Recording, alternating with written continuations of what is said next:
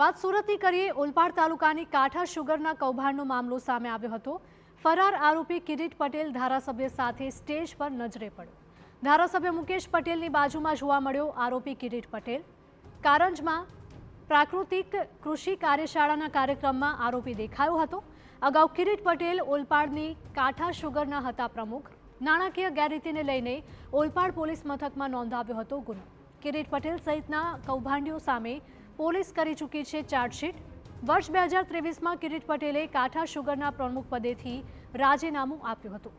અગાઉ ઓલપાડ વિધાનસભાના ધારાસભ્ય પણ હતા કિરીટ પટેલ। વધુ માહિતી સાથે અમારા સંવાદદાતા મેહુલ ગોકળવા જોડાયા છે। મેહુલ, જણાવશો કે ઓલપાડ તાલુકાની કાંઠા શુગરના કૌભાંડનો મામલો સામે આવ્યો છે। કિરીટ પટેલને લઈને શું ખુલાસા થયા છે?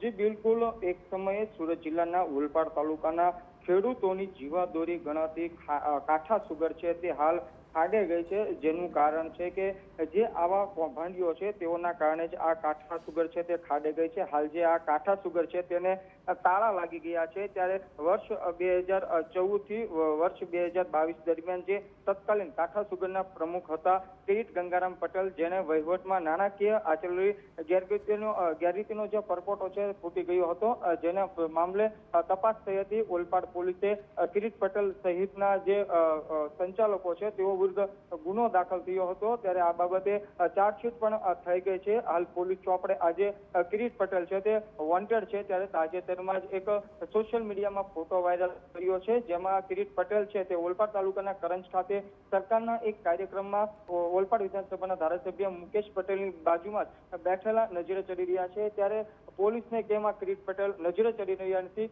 છેલ્લા 9 થી 10 દિવસથી સુરત ગ્રામ્ય પોલીસ દ્વારા જે નાસ્તા ફરતા આરોપીઓ છે તેઓને ઝડપી પાડવા માટે એક ખાસ ડ્રાઈવનું આયોજન કરવામાં આવ્યું છે।